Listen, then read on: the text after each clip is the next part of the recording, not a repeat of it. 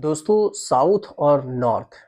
South India और north India दोनों के बीच में एक लड़ाई अजीब से चल रही है। साउथ के साउथ के जितने भी मुख्यमंत्री हैं उन्हें एकजुट करने का काम स्टालिन कर रहे हैं और एक बहाना ये दे रहे हैं कि परिसीमन होगा तो हमारे यहाँ लोकसभा की सीटें कम हो जाएगी और नॉर्थ की सीटें ज़्यादा बढ़ जाएगी।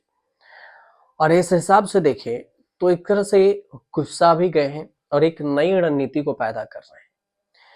नई रणनीति को लेकर ये है कि तमिलनाडु के जो मुख्यमंत्री हैं एम के स्टालिन ने लोगों से तुरंत ही बच्चे पैदा करने का आग्रह किया है ताकि जनसंख्या बढ़ेगा।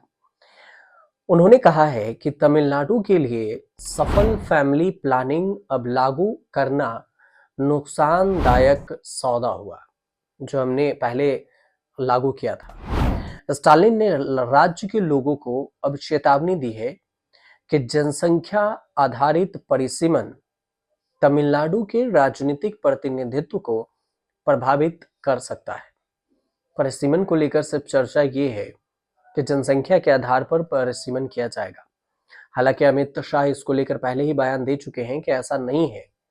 स्टालिन उसके बाद भी राज्य के निवासियों से उनसे अपील कर रहे हैं और ध्यान देने का आह्वान अपील किए हैं।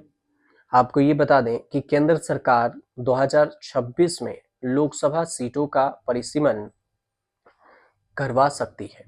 अभी फाइनल नहीं है, लेकिन 2026 में परिसीमन का समय है। आबादी के बदलते आंकड़ों पर चर्चा करते हुए स्टालिन आगे कहते हैं कि पहले हम कहते थे कि समय लो, विचार करो और समय को देखते हुए बच्चे पैदा करो, लेकिन अब स्थिति बदल गई है और अब हमें बच्चे पैदा करने की बात तुरंत करनी चाहिए। मतलब जनसंख्या बढ़ाने पर ध्यान देना चाहिए। एम के स्टालिन ने जनसंख्या में जनगणना के आंकड़ों के आधार पर परिसीमन लागू किए जाने की आशंका से अपनी चिंताओं को जोड़ा है और इसी को जोड़ते हुए उन्होंने ये बयान दिया। कहा कि हमने परिवार नियोजन को जो सफलतापूर्वक लागू किया, अब हम ऐसी परिस्थिति का सामना कर रहे हैं जिससे ऐसा लगता है कि हमारे पास से जो ज्यादातर अधिकार हैं वो छीन जाएंगे जनसंख्या की वजह से।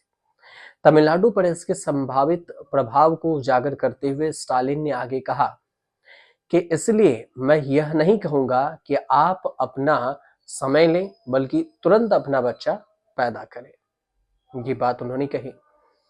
अब देखिए, 5 मार्च को यहाँ पर सर्वदलीय बैठक है तमिलनाडु में, और उसके अलावे देखें तो परिसीमन को लेकर भी है। परिसीमन के मुद्दे पर चर्चा के लिए स्टालिन ने राज्य में 5 मार्च को एक सर्वदलीय बैठक बुलाई है। सभी दलों के लोग होंगे, जिसमें मुख्यमंत्री स्टालिन चाहते हैं कि सभी लोग एक साथ आए और तमिलनाडु की जो भविष्य है उस पर चर्चा करें, जिसके बारे में लोगों से कहा उन्होंने कि यह एक महत्वपूर्ण मोड़ है जहां इसे अपने अधिकारों के रक्षा के लिए विरोध करना चाहिए। स्टालिन इस बात का भी जिक्र करते हैं कि अगर जनसंख्या के आधार पर परिसीमन होता है तो फिर राज्य की जो सीटें हैं वो 39 से घटकर 31 हो जाएगी, लोकसभा की सीटें। विपक्षी दलों ने इस बैठक में शामिल होने का अनुरोध करते हुए उन्होंने कहा विपक्षी दलों से कि मैं उनसे बैठक में शामिल होने का भी आह्वान करता हूं। अहंकार किनारे रखें और आए। इस बारे में ना सोचें कि आपको मेरी बात क्या सुननी चाहिए। स्टालिन ने इस बात पर जोर देते हुए कहा कि यह तमिलनाडु के लिए एक गंभीर मुद्दा है। अब स्टालिन जो है निर्वाचन आयोग के रजिस्ट्रेशन को लेकर भी उन्होंने अपील की थी।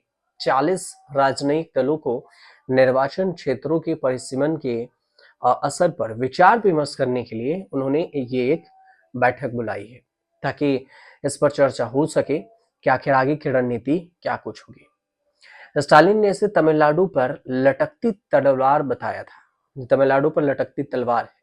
25 फरवरी को कैबिनेट की बैठक के बाद स्टालिन ने इस बात का जिक्र किया और इस पर जोर देकर कहा कि तमिलनाडु में परिवार नियोजन नीतियों के सफल जो कार्यक्रम है उससे अब राज्य को नुकसान में डाल दिया है और जनसंख्या नियंत्रण वाली बात है, तो अब जो जनसंख्या के आधार पर परिसीमन लागू किया जाता है, तो तमिलनाडु के 8 सांसद कम हो जाएंगे और इससे तमिलनाडु संसद में प्रतिनिधित्व खो देगा। संसद में प्रतिनिधित्व उतनी नहीं रहेगी।